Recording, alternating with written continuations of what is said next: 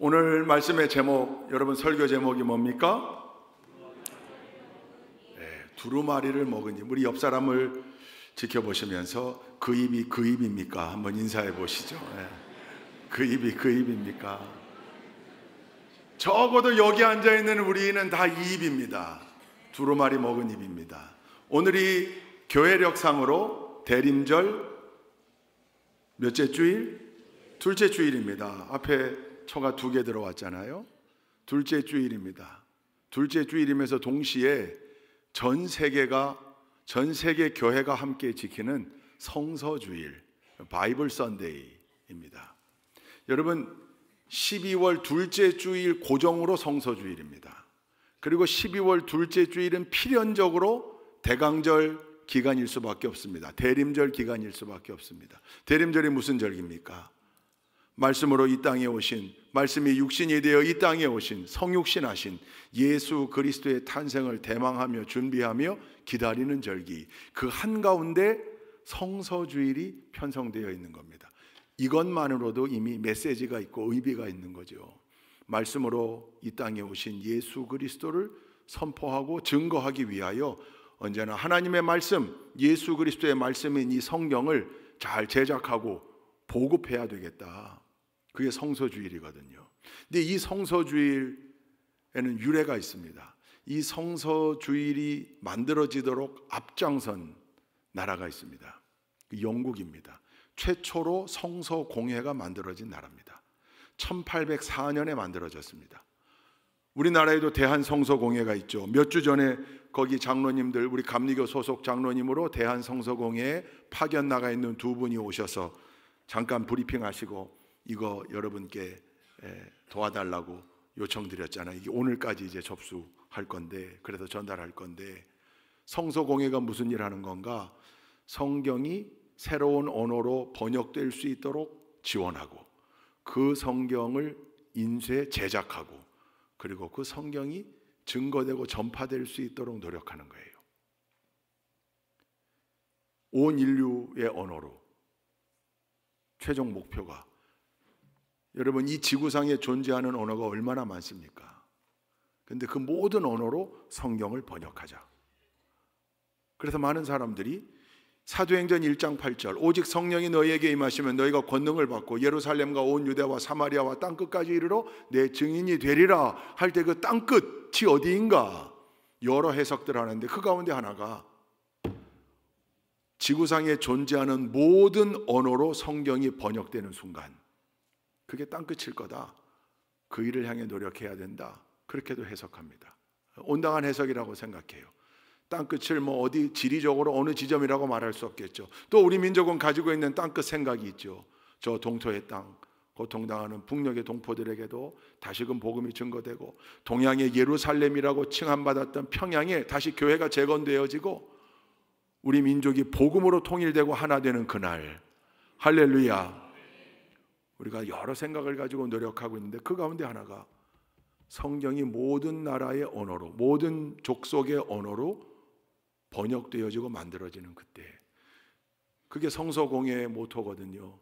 그 성서공회가 최초로 생겨진 나라가 1804년 영국입니다.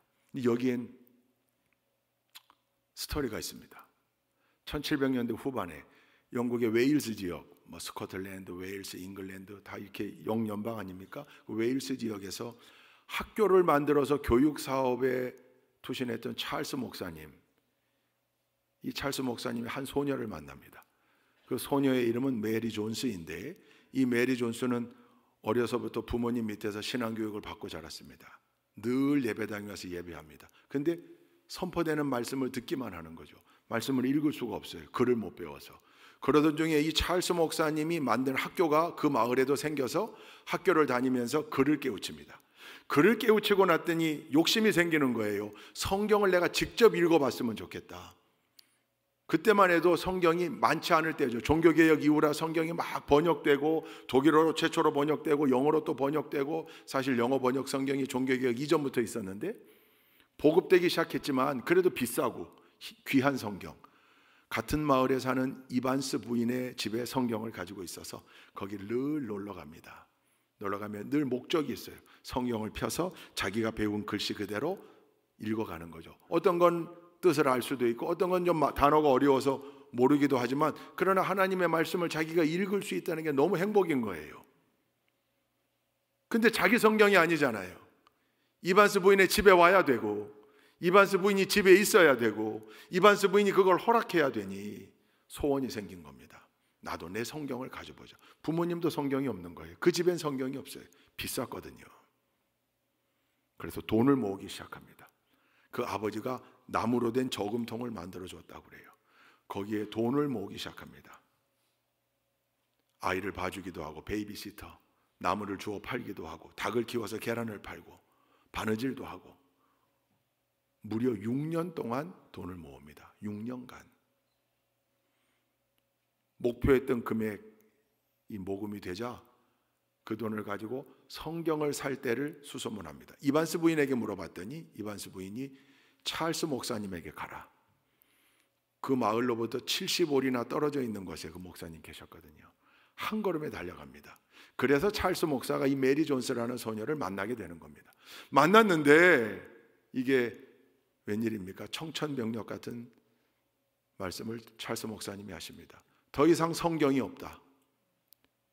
성경이 다 떨어졌는데, 웨일서로 번역된 성경이 다 떨어졌는데 다시 성경을 인쇄할 계획도 없다. 왜? 예산이 없고 상황이 안 돼서. 그때 그 메리 존스 소녀가 털썩 주저앉아 대성통곡을 합니다. 그리고 자기가 6년간 용돈을 모아온 이 이야기를 들려주는 거예요. 찰스 목사님이 들어보니까 너무 감동적이거든요. 자기가 가지고 있는 유일한 성경을 메리 소녀에게 줍니다. 메리가 그걸 가지고 한 걸음에 돌아오는 거죠. 너무너무 기쁜 거죠. 그리고 찰스 목사님은 웨일스어로 성경을 번역해서 나눠주는 일, 인쇄하는 일, 제작하는 일, 이제 힘에도 붙이고 여건도 안 돼서 다 접기로 했었는데 다시 하나님 앞에 무릎 꿇습니다. 하나님, 오늘 이 메리를 만나게 해주신 하나님의 분명한 계획과 섭리가 있는 줄 압니다. 제가 그 일 다시 추진하겠습니다. 그리고 1802년 12월 런던에서 열린 기독교 서회회의에 가서 이거 발표합니다. 이 메리의 이야기를 발표합니다. 우리의 성경 제작 사업, 성경 인쇄, 제작, 보급 사업, 그리고 번역 사업은 천국 가는 그날까지, 이 땅의 역사가 끝나는 그날까지 해야 합니다. 우리 힘을 모읍시다. 찰스 목사님의 이 얘기를 듣고 거기에 모인 기독교 지도자들이 전부 감동을 받았습니다. 그래서 만든 게 1804년 영국 성서공회입니다.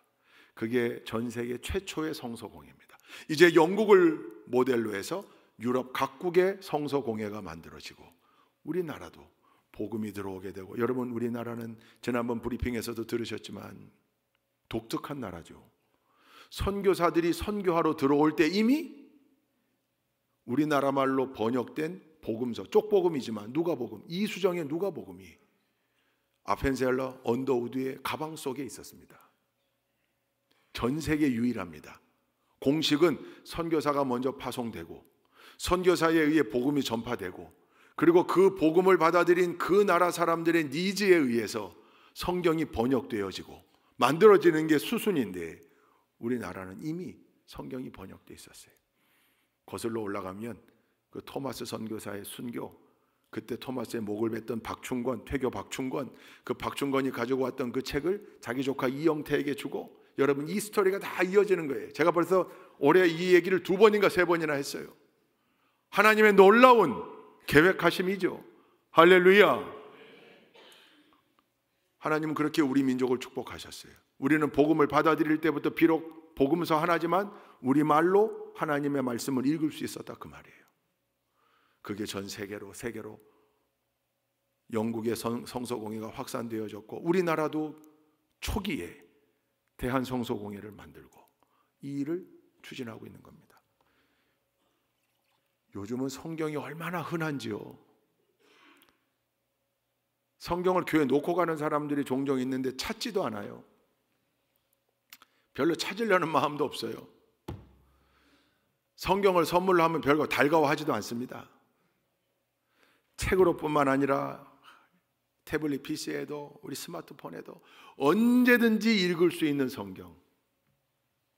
근데 여러분, 이런 축복이 거저 우리에게 온 거 아닙니다. 거슬러 올라가 보면 여러분, 성경의 언어는 두 개거든요. 구약은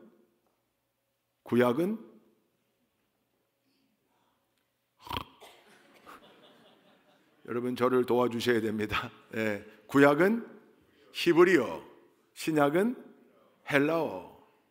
다 알고 계시면서 답변 안 하신 거죠? 그렇죠. 왜 답변을 안 하십니까? 기억해야 됩니다. 이 정도는. 구약은 히브리어, 신약은 헬라어. 구약은 이스라엘의 언어로, 신약은 그리스의 언어로. 그리스어, 히라버, 헬라어 다 같은 말이에요. 성경은 원본이 전해지지 않아요. 그땐 다 그게 어떤 게 원본인지 알 수도 없을 뿐더러 원본이 아니에요. 지금까지 남아있는 가장 오래된 사본이 사해사본입니다. 쿰난 공동체 사본들. 왜냐하면 그때는 다 필사했기 때문에. 그러나 언어가 바뀔 수는 없었죠. 구약은 히브리어로, 신약은 예수님 오고 가신 다음에 헬라어로. 근데 성경의 언어가 다른 말로 번역된 최초의 사건은 무엇인가? 그건 알렉산더가 헬라 제국을 창건한 다음에 헬라어 정책을 펴요. 국어 정책. 모든 식민지의 주민들도 자기 나라 말 말고 헬라어를 써라. 그래서 세대가 두 세대 넘어가니까 이스라엘 사람들조차 히브리어를 잊어버리기도 하고 성경, 하나님의 율법서 구약을 못 읽는 거죠. 읽지를 못하는 거예요. 신세대들이. 그 상황을 보고 그 지역을 넘겨받은 알렉산더 이후에 왕권을 잡은 톨레미 2세가 야, 그러면 이스라엘 니들 위해서 니들 그 후예들 성경을 읽어야 되고 또 그 성경을 헬라어를 하는 사람들도 읽어야 좋을 테니까 구약 성경, 그때는 신약이 없었죠. 예수님 전, 기원 전이니까 히브리어, 어려운 히브리어를 헬라어로 한번 번역해보자. 그러면 헬라 제국의 사람들도 많이 읽어볼 수 있을 거 아니야. 그래서 번역을 시작한 게 12개 지파로부터 6명씩 대표를 뽑아옵니다. 어디로? 이집트의 알렉산드리아로. 세계 가장 오래된 도서관이 있는 알렉산드리아에 72개의 방을 만들고 72명을 거기다 넣어서 72일 동안 번역하게 했다는 거 아니에요. 그래서 자기가 맡은 그 번역을 다 모아서 헬라어 구약 성경을 만들어냅니다. 그게 셉투아진트, 70인역, 72인이지만 그냥 70인역이라고 해요. 셉투아진트. 근데 이거는 헬라어도 어차피 신약 성서의 나중에 언어가 되니까 성서의 언어 히브리어가 나중에 성서가 다시 만들어질 성서의 언어로 번역된 거고, 그 이후에 최초의 신구약 성경 완역본이 하나 나옵니다. 번역본. 그 스토리를 제가 작년 대림절 때 여러분께 들려드렸습니다. 그게 바로 제롬의 이야기입니다. 제롬, 라틴 4대 교부 중에 하나죠. 제롬. 이 제롬은 교황청의 국무대신이었습니다. 자기 친구인 다마수스 1세가 교황입니다. 근데 그 다마수스 1세 교황은 그저 명예로 가지고 있고 모든 실권은 이 친구 국무대신이 가지고 있었습니다. 제롬이. 제롬은 위대한 신학자요, 위대한 철학자요, 위대한 언어학자요, 위대한 설교가였습니다. 능력이 출중했습니다. 그러니 친구 다마수스 교황이 자기 친구에게 실권을 다 준 겁니다. 권력을 다 이 제롬이 행사했습니다. 18년 동안 교황 자리에 있던 다마수스 1세가 죽습니다. 콘클라베가 열립니다. 교황 선출회의. 모든 사람이 제롬이 영순이라 그랬습니다. 영순이. 1순위도 아니고 영순위, 교황 영순위. 꼭 이럴 때 위험하죠. 제롬도 자기가 교황 될 줄 알았습니다. 콘클라베 결과가 나왔는데 자기가 아닌 다른 사람이 교황이 됩니다. 너무 낙심이 되는 거예요. 어찌 이럴 수 있는가? 어찌 이럴 수 있는가? 아니, 나를 지지한다고 그 옛던 수많은 추기경들, 그 사람들 표만 해도 내가 돼야 되는 건데 어찌 이럴 수 있는가? 낙심, 배신감을 느끼고 베들레헴 근처의 은둔자 공동체로 내려옵니다. 교황청을 떠난 거죠. 다 내려놓고 절망 가운데. 거기서 수도 생활을 하던 중에 소문을 듣습니다. 베들레헴에서 아기들의 유골이 집단으로 발견됐다. 아이들의 유골이.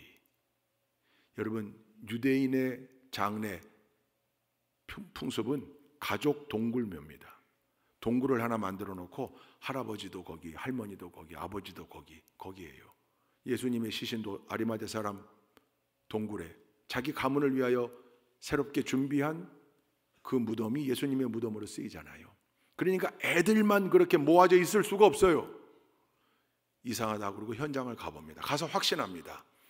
이 아이들의 묘는 마태복음서 1장에 기록되어 있는 헤롯 대왕 때문에 죽게 된 아이들. 우리 지난주 수요일 날 저니 투 베들레헴 영화를 봤는데 거기 마지막에 요셉과 마리아가 아기 예수님을 데리고 어디로 갑니까?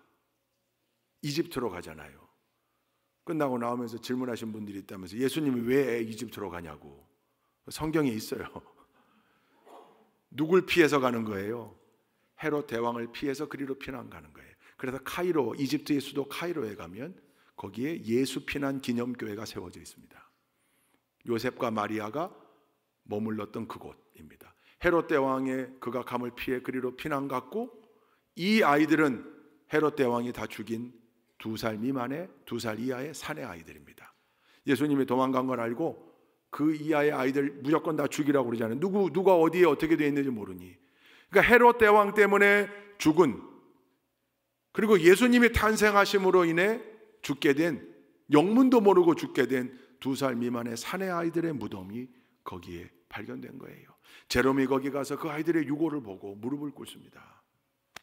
나는 누릴 거 다 누려봤는데 명예도 누렸고 교황만 안 했을 뿐이지 권력도 다 행사했고 내 맘대로 다 했는데 그깟 교황 안 됐다고 이렇게 실족해서 실망해서 와 있는데 이 아이들은 영문도 모른 채 최초의 순교자들이 됐구나.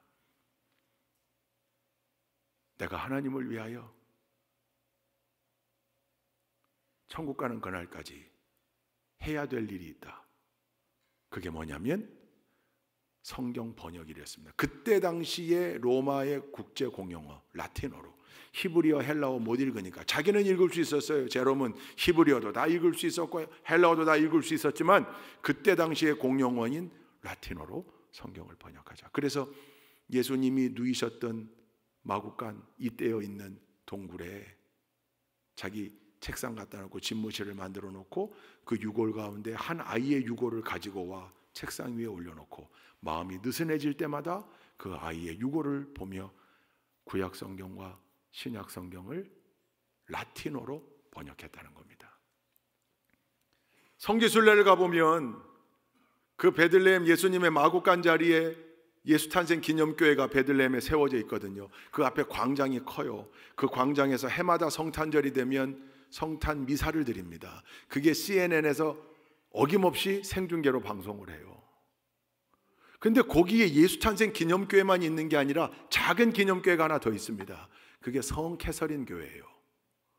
그게 무슨 교회인가? 제롬의 동굴 위에다 세운 교회입니다.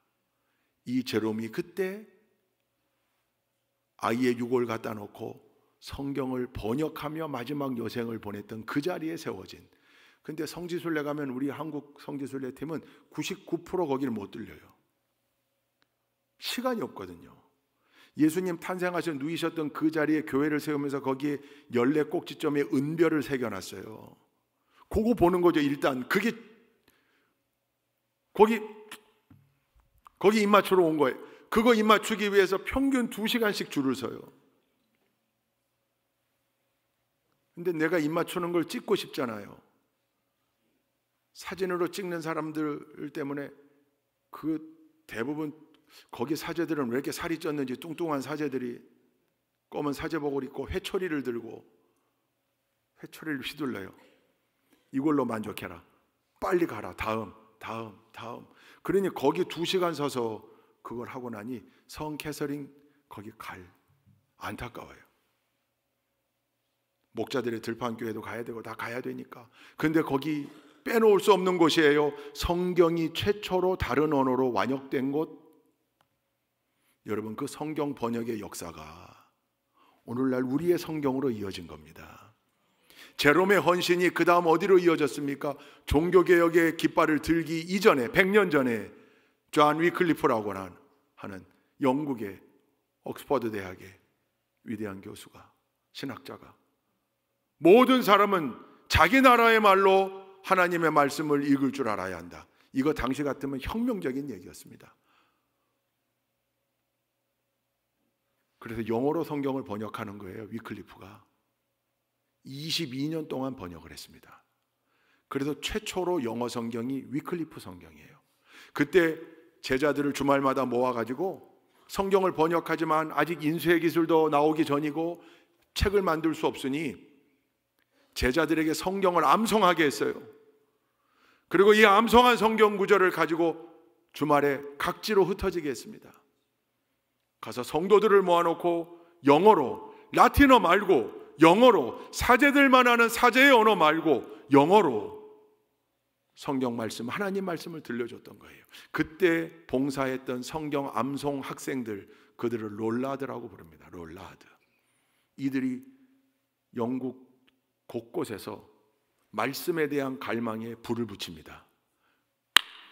위클리프는 옥에 갇히기도 하고 파면도 됩니다. 그리고 부관 참시당합니다. 그 묘가 파헤쳐져서 다시 그 시신을 절단하고 불을 태웁니다. 누가? 교황이. 왜?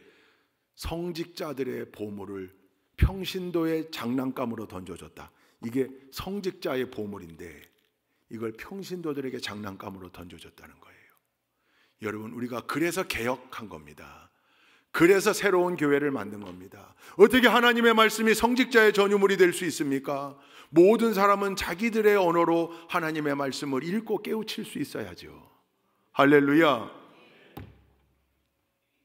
그 이후에 마틴 루터가 깃발 들고 종교개혁 감행할 때 그 종교개혁이 승리할 수 있었던 비결 중에 하나, 존 위클리프나 체코의 야한 후스 같은 성각자들이 예비했고, 두 번째, 위클리프가 영어로 성경을 번역했듯이 마틴 루터가 독일어로 성경을 번역했기 때문에 그 독일어로 번역된 성경을 성도들이 읽고 이 말씀 뜻이 이런 뜻이었구나, 사제가 그때 나한테 했던 말, 신부가 나한테 했던 말, 그게 이 뜻이 아니었구나, 하나님의 참뜻이 여기에 있구나, 왜곡됐었구나, 나에게 말씀하시는 하나님의 위대한 약속들을 직접 읽을 수 있었기 때문에 종교개혁이 성공하고, 결국 그 역사의 흐름 속에 우리나라에도 복음이 증거되어지고 이렇게 이 말씀이 우리에게 전해지게 된 겁니다. 할렐루야.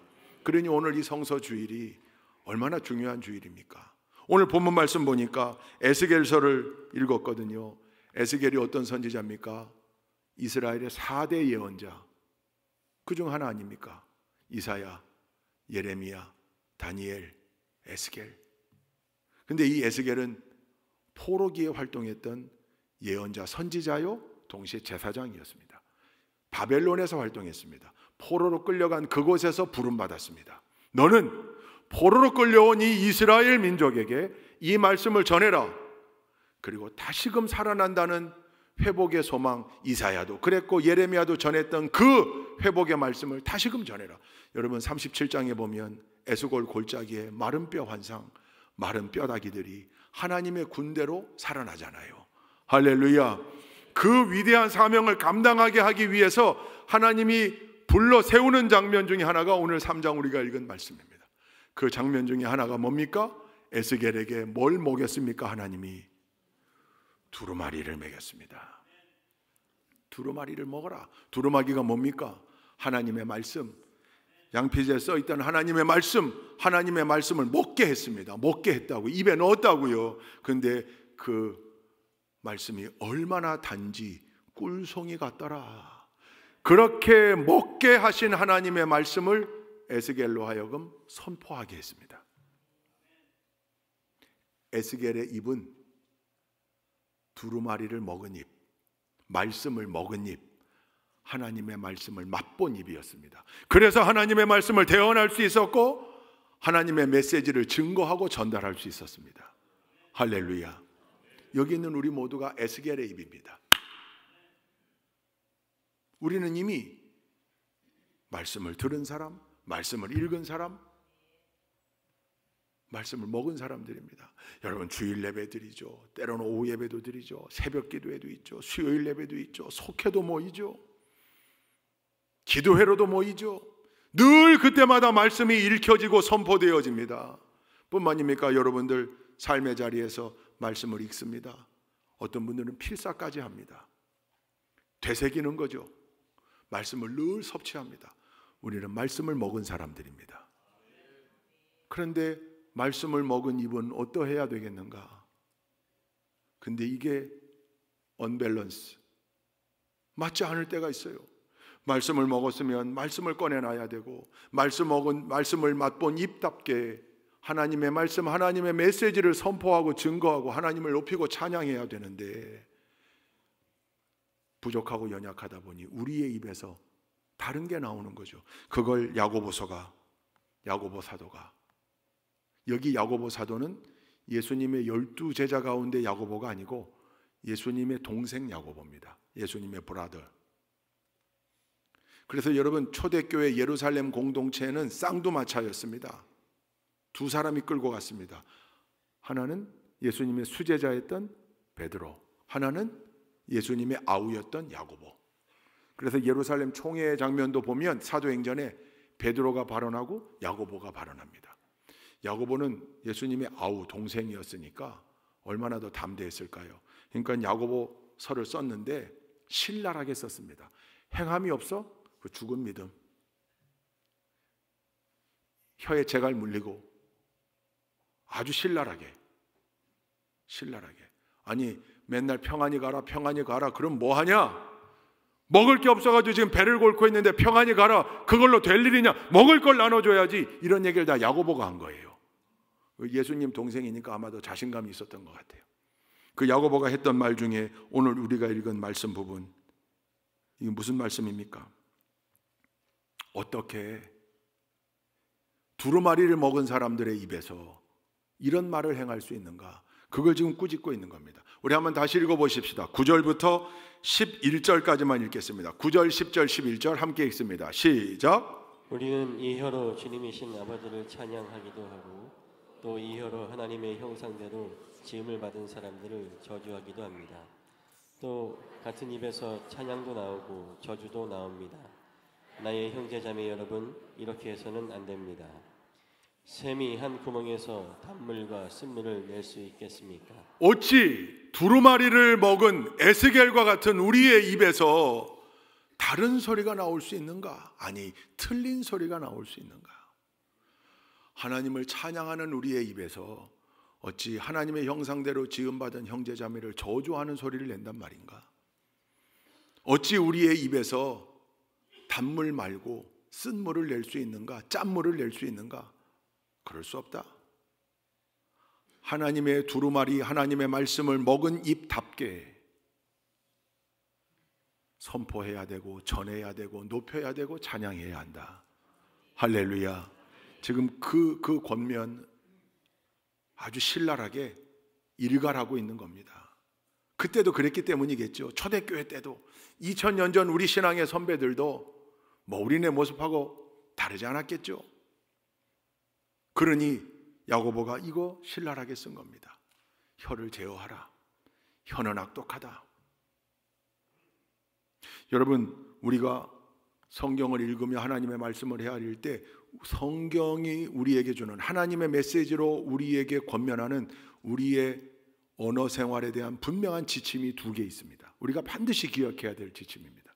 하나는요, 여러분들 잘 알고 있는 대로 구약에 있습니다. 하나는 신약에 있고, 구약에 있는 건 언제냐면 광야에서입니다. 12명의 정탐꾼을 보냈다가 40일 동안 작전하고 돌아와서 보고했을 때 10대 2로 나누어진 거 너무 잘 알잖아요. 여호수아와 갈렙이 2, 나머지는 10.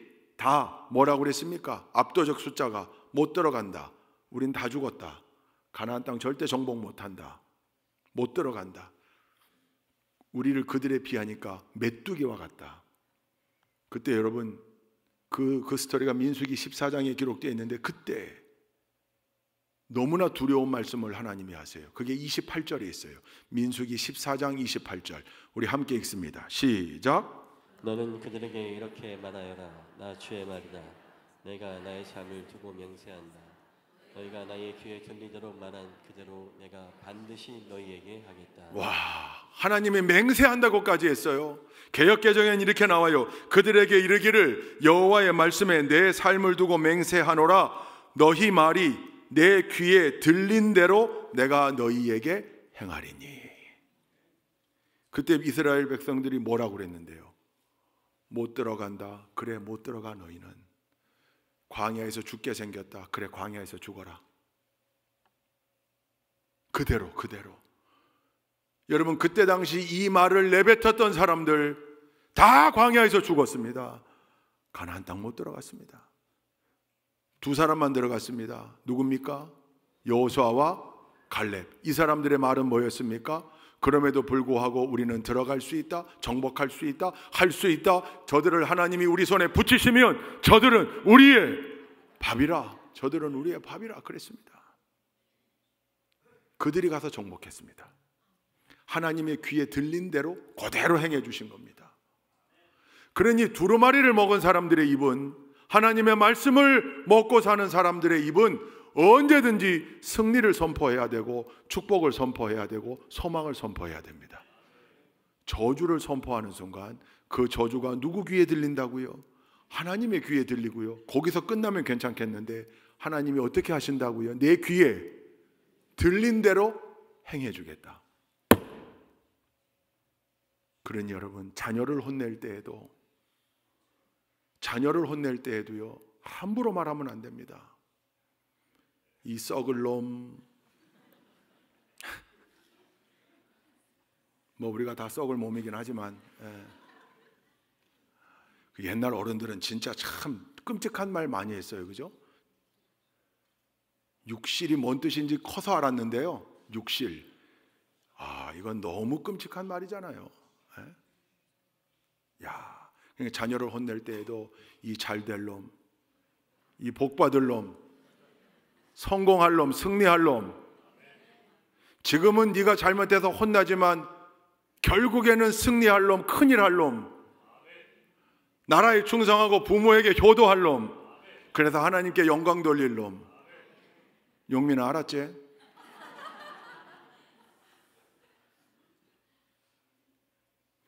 왜 그래야 됩니까?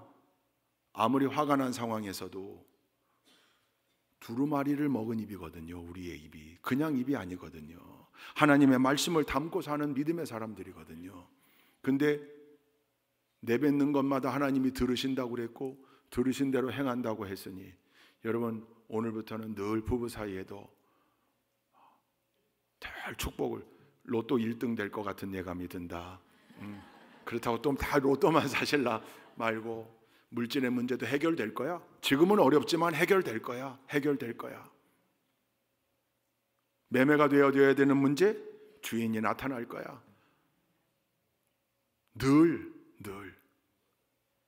문제도 해결될 거고, 지금은 좀 어려워도 소망을 잃지 맙시다. 좋은 날 올 테고. 여러분,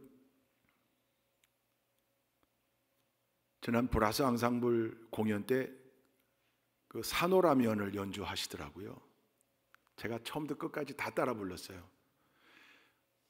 감신대에서 한동안 우리 동문들이 웰치에서 거기 채플이 있습니다. 웰치 채플이 있었는데 거기서 결혼식을 하면 동기들이 나와서 결혼식 축가를 불렀는데 거의 90% 이상 산호라면을 불러줬어요. 그러니까 사실 성도님들은 아니 전도사님들이 왜 가요를 부릅니까? 찬양으로 축가를 해야지. 근데 그 산호라면의 가사를 아시죠? 산호라면 언젠가는 좋은 날이 오겠지. 흐린 날도 날이 새면 해가 뜨지 않더냐. 새파랗게 젊다는 게 한미천인데 째째하게 굴지 말고 가슴을 쫙쫙 펴라. 내일은 해가 뜬다. 그리고 그 뒤에 이제 생략된 괄호가 있는 거죠. 하나님의 은혜 안에서. 그러나 하나님의 은혜 안에서는 가사에 없으니까. 하나님을 믿는 믿음 안에서는 언제나 그냥 막연하게 좋은 날 말고요. 늘 소망, 어깨 펴라. 힘내라. 잘 될 거야. 왜? 아니 하나님이 그렇게 약속하셨잖아요. 여기 물론 산호라면이 그렇게 작사된 노래는 아니지만 그거 불러주는 거예요. 80년대 그때만 해도 또 시대도 암울했고 어려운 일도 많았고요. 전국도 혼란스러웠고 지금 이게 뭡니까 도대체? 그러나 분명하게 믿는 건 안타까움과 애통함이 있지만 하나님이 이 나라 이 민족을 붙잡고 계신다. 여러분 힘들고 어려운 상황이지만 그래도 소망을 선포하는 일 왜 하나님이 듣고 계시니까 그대로 행하실 거니까 하나님이 당신의 공의를 세우실 줄로 믿습니다. 할렐루야. 우리 주장님 오늘 기도하신 대로 전 세계 우리나라가 자랑스러운 나라 아닙니까? 우리 조국 대한민국이 얼마나 자랑스러운 나라입니까? 이 짧은 시기에 이렇게 발전을 이룬 나라, 전쟁의 폐허 위에서 이렇게 없습니다. 유례를 찾기가 어려워요. 없어요. 세계 역사 가운데에도.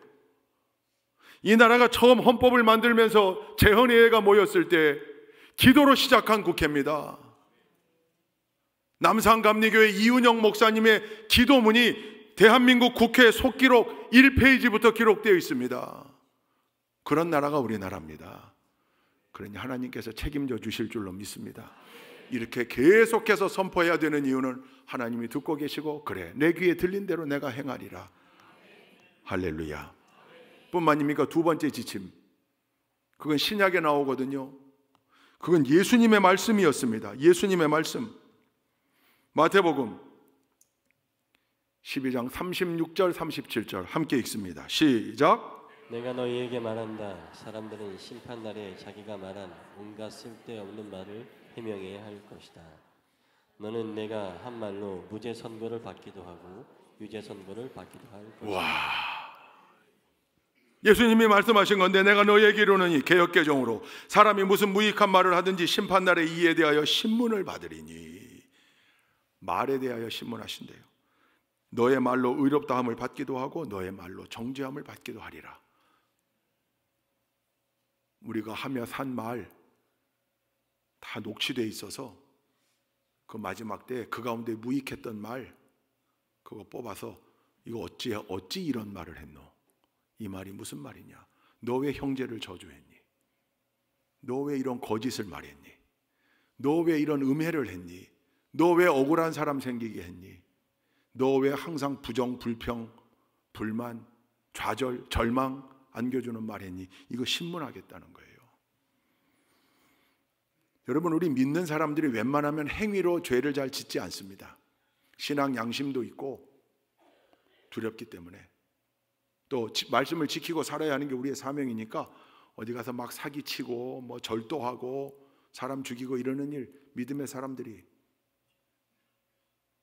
거리 먼 일이라고 생각하죠. 근데 그 행위로만 심판하는 게 아니라 말도 신문하겠다는 건데요. 말로는 어떤 일을 행합니까? 여러분 돌아봐야 합니다. 우리는 두루마리를 먹고 사는 사람들입니다. 하나님의 말씀이 이미 우리 안에 들어가 있습니다. 우리의 혀는, 우리의 입술은 이미 하나님의 말씀의 맛을 본 사람들입니다. 하나님의 말씀이 우리 안에 살아있는 사람들입니다. 그러면 하나님의 말씀을 먹은 입답게, 하나님의 말씀을 맛본 혀답게 우리의 입술과 혀를 제어하고 내 말을 하나님이 듣고 계시고 내 말이 마지막 때에 나를 신문하는 조건이 된다라고 하는 말씀을 기억하면서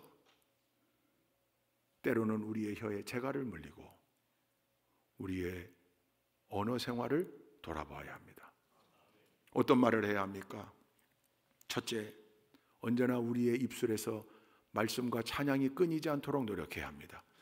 다른 말 할 시간을 줄여야 한다 그 말입니다. 말씀을 선포하고 말씀을 전달하고 말씀을 암송하고 말씀을 읽는 입술, 그리고 늘 찬양, 하나님 찬양. 다른 말이 나올 시간에 하나님을 높이는 말, 하나님을 높이는 찬양, 우리의 입술이 언제나 쉼없이 말씀과 찬양으로 가득 찰 수 있기를 주님의 이름으로 축원드립니다. 두 번째, 근데 1년 365일 하루 24시간 이렇게 살 수는 없잖아요. 그러니 우리가 말을 해야 할 때는 꼭 기억해야 합니다. 두 번째, 참이시고 진리이신 하나님의 자녀들이요 하나님의 말씀을 먹은 사람인데 참이 나와야 하고 정의가 나와야 하는데 거짓이 나오게 해서는 안 된다. 여러분, 부지불식 중에 우리의 입술이요 거짓을 증거하는 입술이 됩니다. 확실하지도 않으면서 헛소문을 퍼뜨리고 풍문을 퍼뜨리고 거짓으로 억울한 사람을 양산케 하는 일에 도구가 됩니다. 정신 차리지 않으면 부지불식간에 순식간에 사탄의 도구가 되는 겁니다. 정확하지 않으면 닫고 있는 게 제일 좋습니다. 정확하지 않으면 전하지 않는 게 제일 좋습니다. 정확하지 않으면 옮기지 않는 게 제일 좋습니다. 근데 우린 너무 쉽게 그 얘기해요. 왜냐하면 너무 편하거든요. 우리가 한 식구이기 때문에 너무 편하니까. 그러다 보면 그게 삽시간에 퍼져서 억울한 사람 만들어내고 뜻하지 않게 누군가를 음해하게 되고 진리의 영이신 하나님의 말씀을 먹은 사람의 입과는 전혀 어울리지 않는 얘기입니다. 그러니 우린 늘 각성해 있어야 합니다. 혹시 내가 지금 하는 말이 사탄이 좋아하는 거짓 아닐까? 혹시 내가 지금 하려고 하는 말이 참이지 않고 사실이지 않고 엉뚱한 말 아닐까? 그러면 닫자. 입을 닫자. 여러분, 이 지혜가 우리 모두에게 있기를 주님의 이름으로 축원드립니다. 셋째, 긍정적인 말을 해야 합니다. 그래야 하나님이 들으시고 우리의 삶을 긍정으로 이끌어 주십니다. 긍정적인 말을 해야 다른 사람에게도 용기가 되고 격려가 되고 위로가 됩니다. 근데 늘 이게 습관이거든요. 습관. 언어엔 습관이 있잖아요. 늘 습관적으로 일단 안 돼, 못해, 불가능해, 소용없어, 이걸 달고 사는 분이 있습니다. 안타까워요. 빨리 고치셔야 됩니다. 놀라운 일은요, 그 언어 생활의 부모 밑에서 자라난 아이들이 그대로 합니다. 늘 안 돼, 못해, 소용없어, 해봤자야. 그러니 뭘 시도하려고 하지 않아요. 잔뜩 움츠려 있어요.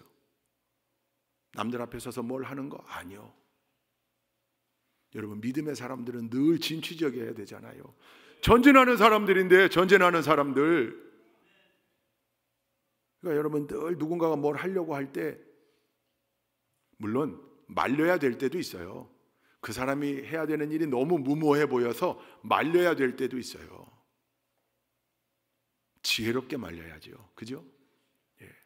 그 사람이 받아들이게 말려야죠. 근데 대부분은 그것 말고 누군가가 의욕을 가지고 뭘 좀 하려고 할 때 안 돼, 못해, 해봤자 소용없어, 넌 안 될 거야, 불가능해. 여러분, 믿음의 사람들에게는 어울리지 않는 말입니다. 늘 긍정의 말, 해봅시다. 용기를 주는 말, 시도해보는 말, 함께. 여러분, 그 입술, 그 말이 말씀을 먹고 살며 말씀을 전하려고 노력하고 세계 모든 인류의 언어로 성경을 번역하겠다고 다짐하는 사람들에게 어울리는 언어 생활입니다. 그 지혜의 말이 우리 입술에 떠나지 않기를 주님의 이름으로 축원드립니다. 마지막 네 번째로, 우리 내년도에 이거 운동 좀 하려고 우리 캠페인. 왜냐하면 이제 모든 교회가, 모든 사람들이 같이 가지고 있는 문제인데 우리가 이걸 좀 선도적으로 청주 지역에서 우리가 공식적으로 두 가지 운동 캠페인 하고 싶어요. 첫째는 인사 잘하기. 우리 요번에 주일학교 아이들에게 이걸 계속 강조했는데 그게 잘 정착이 안 되는 것 같아요. 내년엔 아예 그냥 온 교회가, 여러분, 은항골 안에서 만난 사람은 다 우리 교인입니다. 그냥 그렇잖아요. 여기 은항골 안에 혹시 구경하러 왔더라도 다 그냥 우리 교인인 줄로 알고, 안녕하세요, 한 주간 평안하셨어요? 저 사람이 왜 나한테 인사하지? 그런 표정을 짓더라도 당신 나 알아? 이렇게 설마 그러는 사람은 없겠지만 표정은 그런 사람들이 있대요.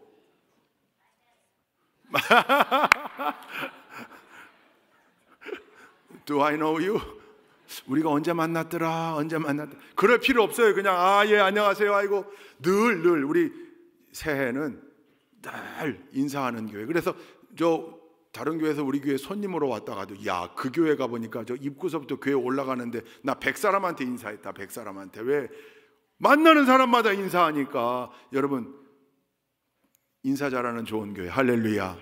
두 번째, 말을 좀 지혜롭게 예쁘게 하는 교회. 너무 안타까운 경우는요, 아니 다 잘하세요. 근데 정말 안타까운 경우가 있어요. 진짜 잘하는 분이에요. 봉사도 잘하고 헌신도 잘해요. 근데 늘 그만큼 말로 까먹어요. 말 한마디로 천냥빚을 갚는다고 그랬는데 거꾸로 뒤집으면 말 한마디로 천냥빚을 지는 거잖아요. 그러니 같은 말이라도 조금 더 예쁘게 지혜롭게, 근데 거기에 열매가 있어요.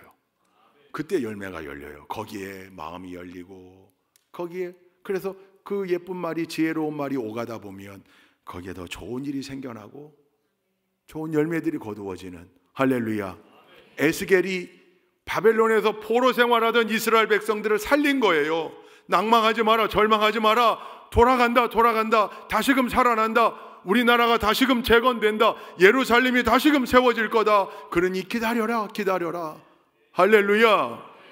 어떻게 그럴 수 있었습니까? 말씀을 먹었기 때문입니다. 이제 우리가 에스겔의 후예들이 되어 말씀을 먹은 사람답게 우리의 입술을 열어 말씀을 전하고 찬양하고 참을 전하고 거짓을 멀리하고 오직 사실을, 진실을 앞세우고 하나님의 공의가 세워지도록 노력하고 늘 할 수 있다, 해낼 수 있다, 격려하고 긍정적인 말로 그렇게 최선 다할 때, 여러분, 우리 좋은 교회 성도들 한 사람 한 사람을 통해 우리 교회는 물론이고 여러분들의 삶의 자리가 하나님 보시기에 합당한 아름다운 공동체로 세워질 줄로 믿습니다.